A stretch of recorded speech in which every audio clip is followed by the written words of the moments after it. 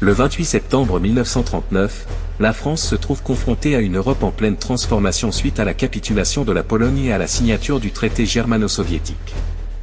Cette nouvelle étape dans le conflit impose à la France de réévaluer sa posture diplomatique et militaire, alors que la « drôle de guerre » continue sur le front occidental.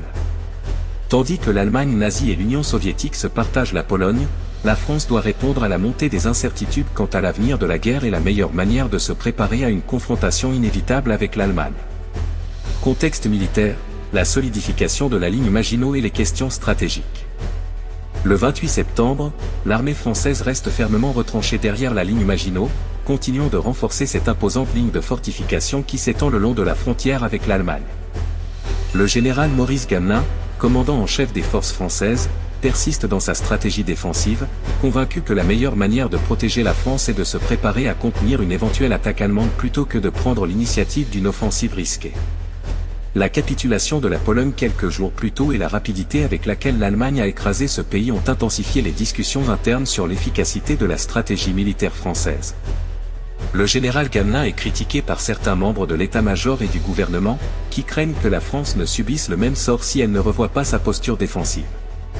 Cependant, Gamelin et ses partisans insistent sur l'importance de ne pas s'engager dans des offensives précipitées qui pourraient affaiblir les forces françaises et exposer le pays à un revers majeur. Le moral des troupes, bien qu'encore solide, commence à être affecté par l'inaction. Les soldats stationnés dans les fortifications de la ligne Maginot suivent un programme d'entraînement rigoureux, mais la perspective d'une guerre d'attente, sans combat direct, pèse sur leur état d'esprit.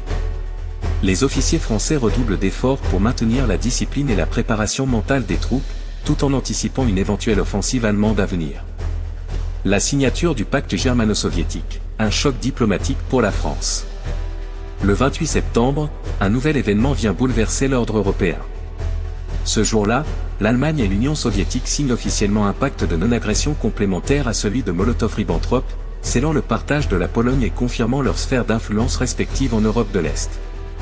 Ce traité, qui officialise la division de la Pologne entre les deux puissances totalitaires, constitue un coup de tonnerre diplomatique en France et au Royaume-Uni. La presse française réagit vivement à cet accord.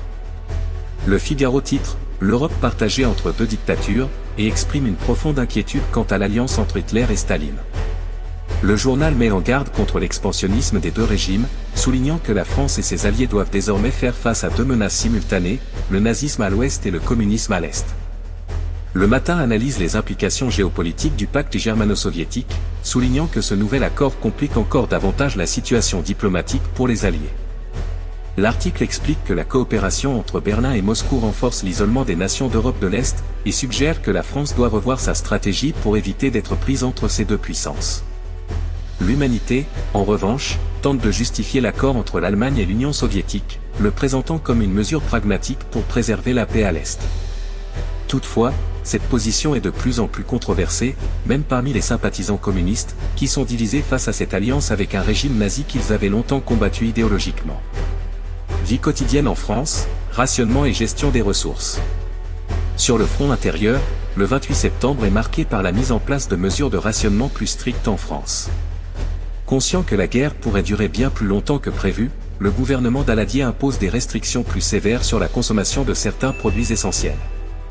Le carburant, le sucre, le café et d'autres denrées commencent à être rationnés de manière plus généralisée, et les citoyens sont encouragés à faire preuve de frugalité et à limiter leur consommation.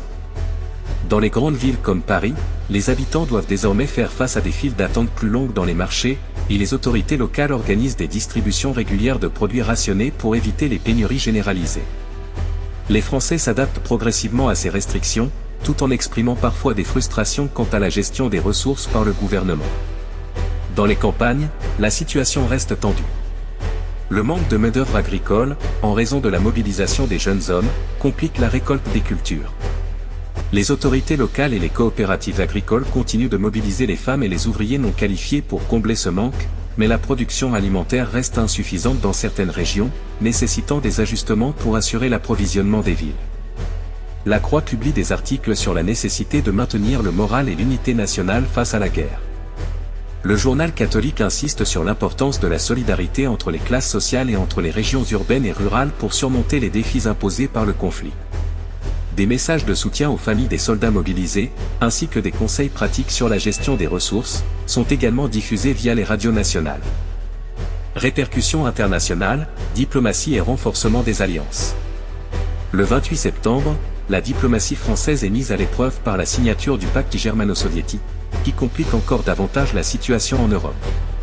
À Paris, les diplomates s'efforcent de renforcer les alliances existantes avec le Royaume-Uni et d'autres puissances européennes, tout en tentant de trouver des réponses à cette nouvelle coopération entre Hitler et Staline.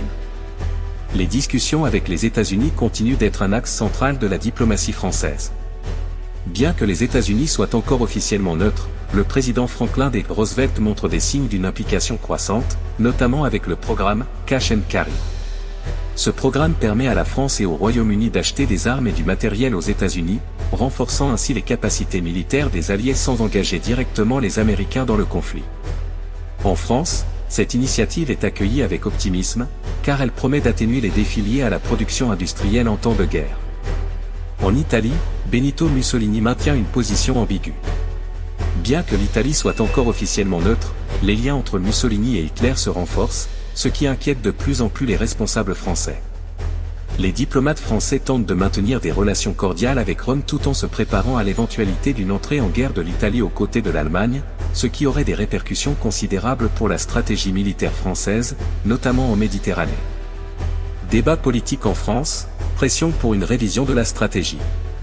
Le 28 septembre, les tensions politiques continuent de s'intensifier au sein du gouvernement français. La signature du pacte germano-soviétique et la capitulation de la Pologne alimentent les critiques contre la stratégie défensive prônée par le général Gamelin. Certains membres du gouvernement et du Parlement estiment que la France ne peut pas se permettre de rester passive et qu'elle doit envisager une révision de sa stratégie militaire pour mieux se préparer à une guerre prolongée contre l'Allemagne. Des appels à une mobilisation accrue des ressources économiques et à une augmentation de la production d'armement se multiplient. Ces voix appellent également à une coordination plus étroite avec le Royaume-Uni pour envisager une éventuelle offensive contre l'Allemagne. Cependant, le général Gamelin et ses partisans restent fermement attachés à la défense de la ligne Maginot, arguant que toute offensive prématurée pourrait affaiblir la France et l'exposer à des pertes importantes. Le Premier ministre Édouard Daladier tente de trouver un équilibre entre ces différentes opinions. Bien qu'il reconnaisse la nécessité de renforcer la préparation militaire et de mobiliser davantage les ressources économiques, il reste prudent quant à l'idée de lancer une offensive immédiate. Il ordonne une intensification de la production d'armement et un renforcement des mesures de rationnement, tout en insistant sur l'importance de maintenir l'unité nationale face à la menace allemande. Conclusion. Le 28 septembre 1939 marque une journée de tension diplomatique et de réévaluation stratégique pour la France. La signature du pacte germano-soviétique et la capitulation de la Pologne renforcent la nécessité pour la France de repenser sa posture face à l'Allemagne nazie.